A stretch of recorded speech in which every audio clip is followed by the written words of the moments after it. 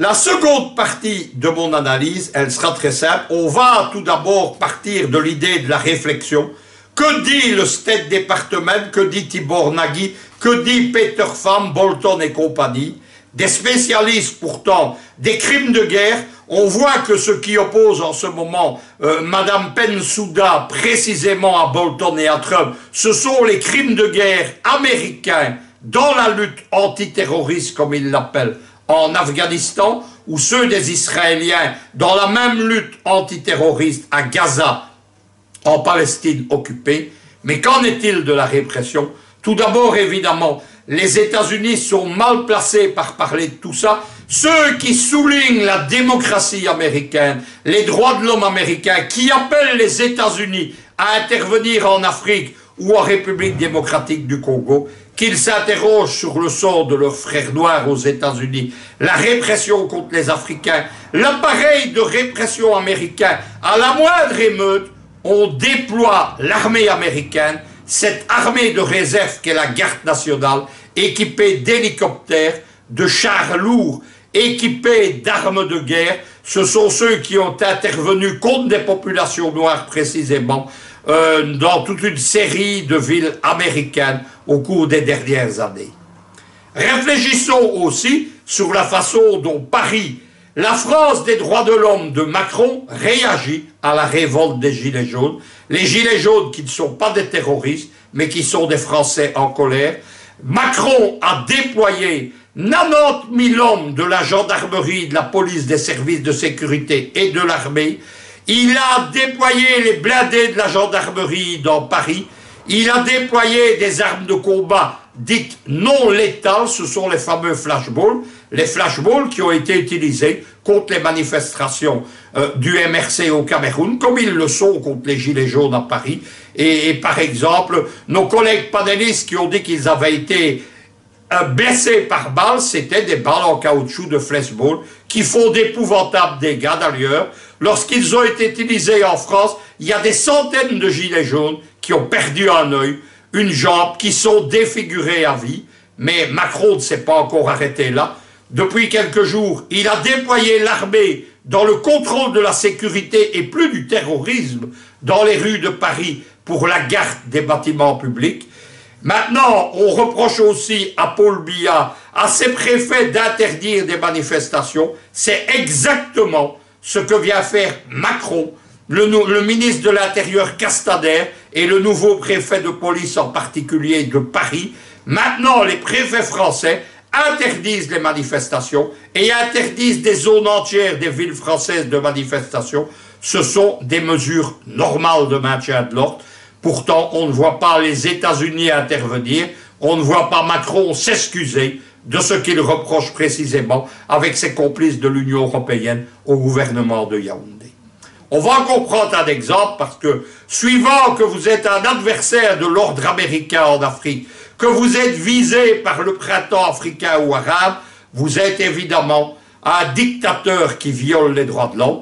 Mais lorsque vous êtes un authentique dictateur qui fait 98% aux dernières élections présidentielles, je parle de Paul Kagame, le président du Rwanda, vous êtes le complice des Américains dans les Grands Lacs de 25 ans, on ne vous attaque pas, on ne vous torse pas, on ne vous menace pas de sanctions, vous faites des accords de diplomatie secrète avec Macron. On va ajouter quelque chose, il y a quelques jours, il y a un scandale sur Internet dont on ne parle malheureusement pas au Cameroun. On a le président Kagame qui a reconnu la responsabilité de ses services secrets à mon couvert, mais ouvertement, dans l'assassinat d'un opposant rwandais à l'étranger. On peut d'ailleurs s'interroger sur une série impressionnante de morts suspectes. La dernière fois que Kagame est venu à Bruxelles, la police politique belge, la sûreté de l'État, son service antiterroriste, a dû déplacer sous protection spéciale à l'étranger plusieurs opposants à Kagame dont il craignait qu'ils ne soient assassinés. On en est là, c'est toléré par l'Union européenne qui accable Paul Biya. On va maintenant quand même préciser ce qui se passe réellement. Aux États-Unis, Trump, par la voix de Bolton qui c'est un néoconservateur ancien stratège du régime de Bush II, c'est lui qui a lancé les agressions qui ont détruit ces deux pays contre l'Afghanistan en 2001-2002 et contre l'Irak à partir de 2003. Eh bien, Bolton a défini ce qu'on appelle la nouvelle politique africaine de Donald Trump.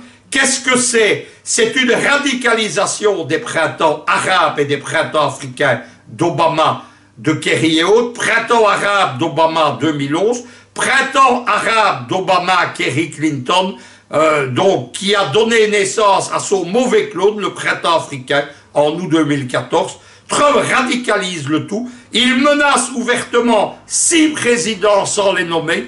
On se doute que dedans, il y a évidemment le président Biya, de sanctions, de menaces et même d'interventions militaires au mépris des lois internationales. Regardez ce qui se passe au Venezuela pour comprendre.